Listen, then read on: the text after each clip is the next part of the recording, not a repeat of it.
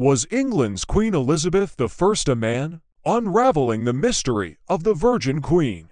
The name Queen Elizabeth I conjures images of a regal, powerful woman, a ruler who defied the odds to lead England into a golden age. Her story has inspired countless books, films, and plays, captivating audiences across the globe.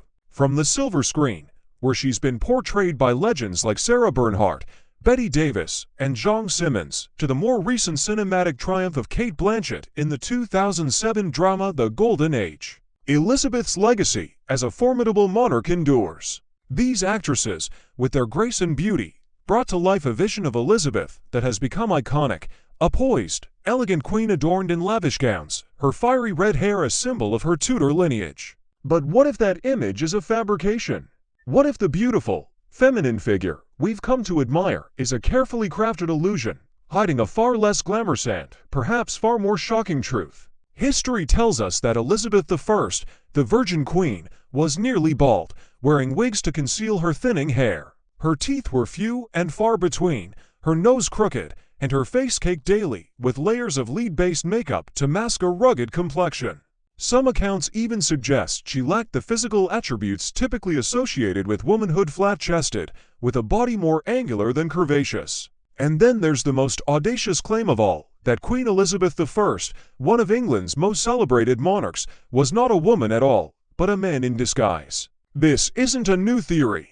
Whispers of Elizabeth's true identity circulated during her lifetime, fueled by her enemies and skeptics who questioned her femininity, her refusal to marry, and her enigmatic personal habits. Could it be true? Was the ruler of England and Ireland, daughter of Henry VIII and Anne Boleyn, actually an impostor, a man masquerading as a woman to secure the throne? There's no definitive proof, but the clues are tantalizing enough to keep historians, writers, and conspiracy theorists debating centuries later. In this article, we'll dive deep into the legend, explore its origins, and consider what it tells us about Elizabethan England, gender, power, and the enduring allure of royal mysteries. Buckle up, this is going to be a long, winding journey through history, speculation, and the shadows of the Tudor court. The birth of a princess and a conspiracy. Elizabeth Tudor was born on the 7th of September, 1533, in the royal palace at Greenwich, just outside London.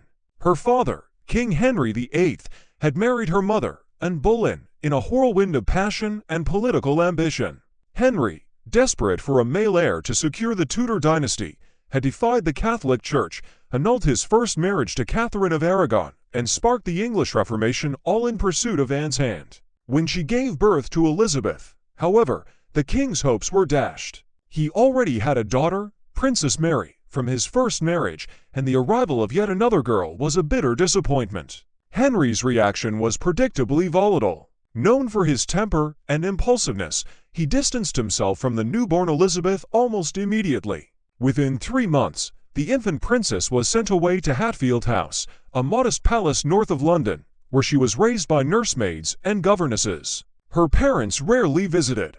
Anne, preoccupied with maintaining her precarious position at court, saw her daughter only a handful of times. Henry, meanwhile, was already distracted by his next romantic conquest, Jane Seymour, who would later become his third wife. Elizabeth, it seemed, was an afterthought. 2 years and 8 months later, tragedy struck. Anne Boleyn was accused of adultery, treason, and even witchcraft, charges widely believed to be fabricated by Henry and his advisors. She was beheaded at the Tower of London, leaving Elizabeth motherless. Henry promptly declared his daughter illegitimate, stripping her of her royal status. The little girl, now an outcast, grew up in relative obscurity, far from the glittering court of her father. Few paid her any mind until fate intervened. In 1543, a devastating plague swept through London and its surrounding areas. To protect the 10-year-old Elizabeth from the outbreak, her guardians whisked her away to Overcourt Manor in the village of Bisley, a quiet hamlet in Gloucestershire. According to a local legend that has persisted for centuries, this is where the story takes a dramatic turn. The young princess, despite the efforts to shield her, fell ill with the plague shortly after arriving and died. Her death, if true, would have been a disaster for her caretakers. King Henry VIII, now in the twilight of his life, had recently decided to reconcile with his daughters, Mary and Elizabeth, restoring them to the line of succession.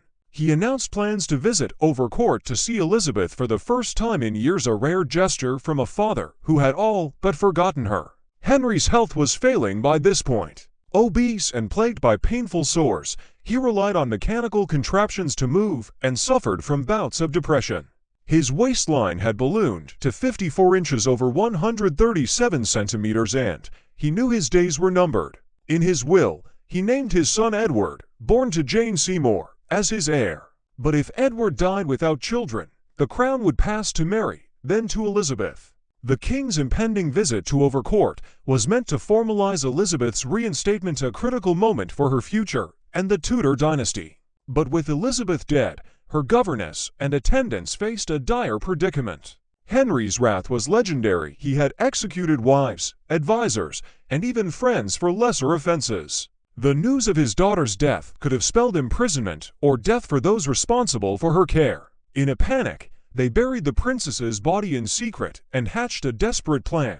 They would replace her with a look-alike. Scouring the nearby villages, they searched for a girl of similar age and appearance, red hair, fair skin, the hallmarks of a Tudor. To their dismay, no suitable candidate emerged. The girls they found were either too young or too old to pass as the 10-year-old princess. Then, according to the Bisley legend, they made a fateful decision. They chose a boy, a local lad named Neville, who lived in the same household. Neville was Elizabeth's age, with reddish hair, a slender frame, and delicate features that could, with some effort, be mistaken for a girl's. Dressed in the dead princess's clothes, powdered with makeup, and coached in basic etiquette, Neville was presented to the king when he arrived. Henry, who had seen Elizabeth only once before at age 3, and then only briefly, noticed nothing amiss. The meeting was short and formal. The disguised boy, trembling with fear, kept his eyes downcast and nodded silently as Henry declared his forgiveness and restored Elizabeth to her royal rights. Satisfied, the king returned to London, ordering his daughter to join the court soon after. And so, the legend goes, a village boy stepped into the shoes of a princess and eventually ascended to the throne as Queen Elizabeth I. It's a tale that sounds like something out of a Shakespearean play, blending deception, desperation, and destiny. But could it hold a kernel of truth? Let's explore the evidence and the skepticism surrounding this extraordinary claim. The making of a monarch, clues and contradictions. If Elizabeth was indeed replaced by a boy, the deception would have required meticulous planning and unwavering loyalty from her inner circle. After the encounter at Overcourt, Elizabeth arrived in London with her entourage, stepping into a new life at court. Henry died 4 years later, in 1547, leaving the crown to his 9-year-old son, Edward VI. When Edward succumbed to illness in 1553, the succession crisis that followed saw Mary, then Elizabeth, take the throne in turn. Elizabeth became queen in 1558 at the age of 25 and ruled for 44 years, a reign marked by prosperity, exploration, and the defeat of the Spanish Armada. Yet even as she solidified her power, rumors about her true nature persisted. Her refusal to marry was perhaps the most glaring anomaly. In an era when royal women were expected to secure alliances and produce heirs through marriage, Elizabeth's steadfast commitment to virginity baffled her advisors and foreign suitors alike. She famously declared herself married to England, earning the moniker the Virgin Queen. But was her celibacy a choice or a necessity? Contemporaries noted peculiarities in her behavior and appearance. Roger Ascham, her tutor and a respected scholar, wrote in 1550 to the rector of Strasbourg University that Elizabeth's mind was freed from womanly weakness and endowed with a masculine character. He marveled at her mastery of languages French, Italian, Greek, and Latin, and her indifference to jewelry and feminine finery, traits he found more typical of a young man than a princess. Ascham's observations, while not conclusive, hint at a personality that defied the gender norms of the time. Then there's the matter of her physicality. Elizabeth was notoriously private about her body. Only her trusted governess and chambermaid, those same women who had accompanied her from Overcourt, were permitted to attend to her personal needs. Even when imprisoned at Woodstock in 1554, accused of plotting against her sister Mary, she refused the services of a local physician, insisting on her own doctor. Her wardrobe, too, raises eyebrows. She favored high-collared gowns with elaborate ruffs, a style she popularized in England. While some argue this was merely a fashion statement, ruffs had originated in Spain as smaller, elegant accessories. Others speculate she used them to conceal a masculine neck or Adam's apple. Portraits showing her with an exposed chest, it's worth noting, were painted long after her death, likely idealizing her image for posterity. Her enemies seized on these quirks to undermine her legitimacy. Mary, Queen of Scots, Elizabeth's cousin and rival, penned a scathing letter claiming that Elizabeth was not like other women in a physical sense. Though the exact wording remains debated, the implication was clear. Mary believed or wanted others to believe that Elizabeth harbored a secret about her body. Spanish diplomats, too, whispered that she was incapable of bearing children, a rumor that gained traction as the years passed without a royal wedding or heir. Elizabeth's own actions fueled the speculation. In her will, she forbade anyone from examining or redressing her body after death, a curious request from a monarch whose corpse would typically be prepared with ceremony. When she died in 1603, at the age of 69, her wishes were honored, and her remains were interred in Westminster Abbey alongside her sister Mary. The lack of a post-mortem examination left the door open for conjecture, ensuring that the mystery of her gender would endure. The Bisley Boy, a legend resurfaces. The tale of the Bisley Boy might have faded into obscurity were it not for a chance encounter in the early 20th century. In 1901, the English writer Bram Stoker, best known for Dracula, was vacationing with his friend, actor Henry Irving, in the Cotswolds, a picturesque region in Gloucestershire. While visiting the village of Bisley, they stumbled upon a local festival called Queen's Day, where a boy dressed in 16th-century garb played the role of a young princess. Intrigued, Stoker inquired about the tradition and uncovered the story of Elizabeth's supposed death and replacement. Stoker was no stranger to weaving fact and fiction. In his book Famous Impostors, published in 1910, he devoted a chapter to the Bisley legend, presenting it as a plausible explanation for Elizabeth's eccentricities. He speculated that the boy, Neville, had been groomed to impersonate the princess, fooling Henry VIII and eventually ascending to the throne. The theory gained traction when, in 1870, workers renovating Overcourt Manor unearthed a stone coffin in the garden. Inside were the remains of a girl, aged 10 or 11, clad in fragments of silk and brocade clothing befitting a Tudor noble.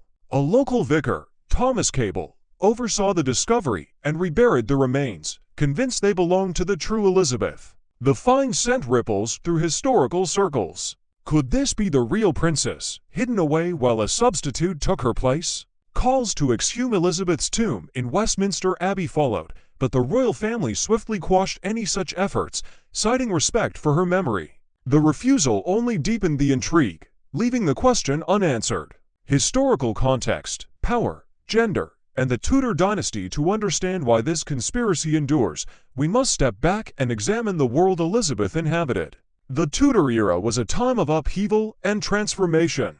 Henry VIII's break with Rome in the 1530s reshaped England's religious and political landscape, while his obsession with a male heir drove the dynasty's fortunes. The economy, too, was in flux. England's population, roughly 3 million in 1550, relied heavily on agriculture, with wool exports forming the backbone of trade. The enclosure movement, which privatized common lands, enriched landowners but displaced peasants, fueling social tensions. When Elizabeth took the throne, she inherited a nation divided by religion and teetering on the brink of bankruptcy. Her father's wars and lavish spending had drained the treasury, leaving her with a debt equivalent to millions in today's pounds. Yet under her rule, England flourished. The defeat of the Spanish Armada in 1588 cemented her status as a military genius, while the voyages of explorers like Francis Drake and Walter Raleigh laid the groundwork for an empire. Economically, her reign saw the rise of joint stock companies, such as the East India Company, founded in 1600, which revolutionized global trade. But power came at a cost. As a woman in a patriarchal society, Elizabeth faced constant scrutiny. Her gender was both a weapon and a vulnerability. Her advisors urged her to marry to secure the succession, while her enemies mocked her as weak or unnatural. By remaining unwed, She defied expectations, projecting an image of divine authority akin to a goddess. The Virgin Queen persona was a masterstroke of propaganda, but it also invited speculation about her private life. The idea of a male impostor fits neatly into this narrative. If Elizabeth were a man, her refusal to marry and bear children would make sense. No risk of exposure through pregnancy or intimacy. Her intellectual prowess, military acumen, and commanding presence could be seen as masculine traits, reinforcing the theory. Yet this overlooks the complexity of her character. Elizabeth was a product of her time, navigating a world where women in power were rare and often vilified. Her celibacy may have been a strategic choice, preserving her autonomy in a court rife with intrigue. Reflections and modern parallels. As I ponder this mystery, I can't help but marvel at its staying power. The notion that a boy could impersonate a queen for decades is fantastical, yet it resonates with our fascination with identity and deception.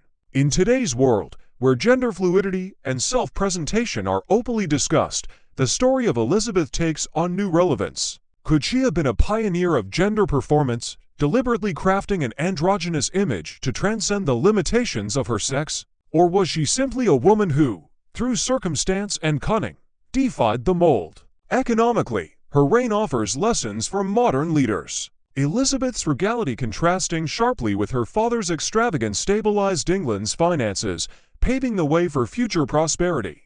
Her investment in exploration mirrors today's push for innovation, from Silicon Valley to London's tech hubs. Perhaps her greatest legacy is her adaptability, a trait that allowed her to thrive in a male-dominated world whether she was a woman or, as some whisper, a man. Conclusion: a question without an answer. So, was Queen Elizabeth I a man? The evidence is circumstantial at best. Letters, legends, and a child's cough-in don't constitute proof. Historians like Alison Weir and David Starkey dismiss the Bisley tale as folklore, pointing to Elizabeth's documented childhood and the absence of concrete records supporting a switch. Yet the theory persists, a testament to our love of a good story and our curiosity about the past. For me, the truth matters less than the questions it raises. Whether she was a woman with quirks or a master of disguise, Elizabeth I remains an enigma ruler who shaped history through sheer force of will. As the saying went after her death, when Mary Stuart's son James I took the throne, Elizabeth was a king, and James became a queen. Perhaps that's the closest we'll get to an answer, a poetic nod to a monarch who defied definition. What do you think? Was Elizabeth a man, a woman, or something else entirely? Share your thoughts below and don't forget to like and subscribe for more historical deep dives.